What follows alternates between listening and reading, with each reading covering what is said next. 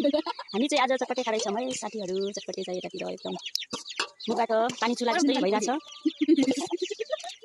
चटपटे खाने मान्छेहरू चाहिँ यतातिर छन् अनि यता पनि हुनुहुन्छ, उता पनि छ, उता पनि मामाजी आउनु भएको छ। चटपटे खान्छौँ ल गाइसहरू। चटपटे चाहिँ एकदम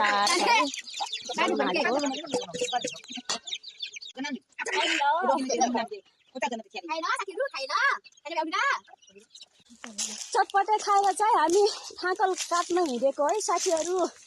बढेर हँसे यतातिर छ, उकालोमा हिँड्दा हिँड्दै चटपटे खाएको पनि निस्केर गयो के साथीहरू। साथीहरू उकालोमा हिँड्दाखेरि कस्तो फिलिङ भइरहेछ सुनाम त।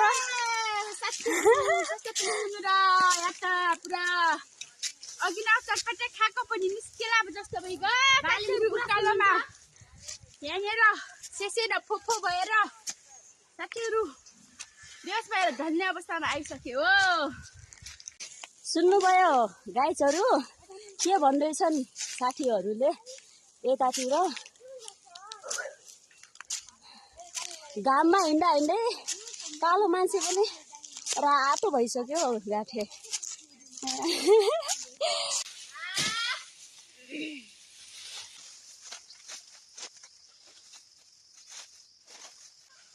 हामी चाहिँ अब घरतिर जान लागेको है साथीहरू। अब घर जाने भनेर भारी सारी बोकेर हिँड्दैछौँ।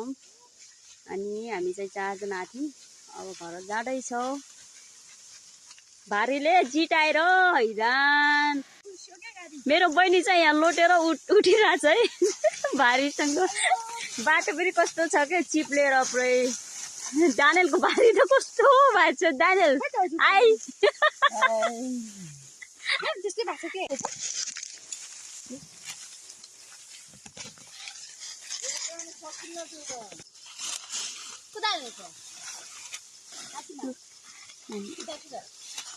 यही छ के महुने के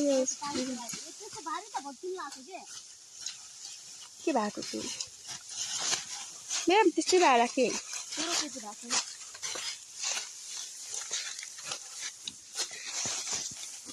हामी चाहिँ जाँदैछौँ है साथीहरू। अब मैले चाहिँ बोकेको छैन, अब बोक्न जान लाग्छु। कुद्दै हुनुहुन्छ हाम्रो दिदी।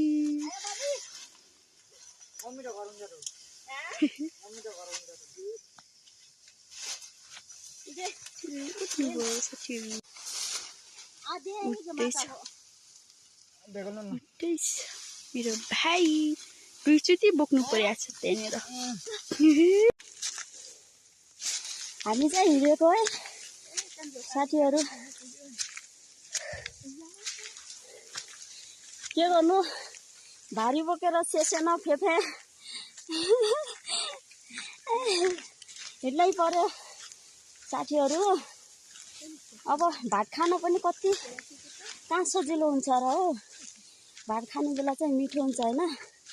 अब रोटी आटो ढेँडो चाहिँ मन पर्दैन, भात मात्रै खानु खोजिन्छ होइन साथीहरू। भात खानु खोज्दाखेरि चाहिँ अब यस्तो नै हुन्छ। के गर्नु त साथीहरू, यस्तो छ। धानको बिउ राख्नको लागि चाहिँ भारी चाहिँ बोक्नै पर्यो, ठाकल चाहिँ काट्नै पर्यो। अनि त्यही भएर साथीहरू हामी चाहिँ ठाकल काट्न आएको। अनि ढिलोमा राख्दा चाहिँ बिउ निकाल्ने बेला चाम्रो हुन्छ क्या, जरी चाहिँ भाँचिन्छ अनि जरा आउँदैन नि त, त्यही भएर अनि चुट्टिन्छ, जरा रहन्छ। त्यही भएर बुकोमा राखेपछि औलो हुन्छ क्या साथीहरू बिउ निकाल्नलाई, जरी काट्नलाई। अनि त्यही भएर हामी चाहिँ बुकोमा रोप्छौँ। अनि बुकोमा रोपेर चाहिँ ठाकलको पातले ढाकिदिन्छौँ। उम्रिएपछि चाहिँ निकाल्नु।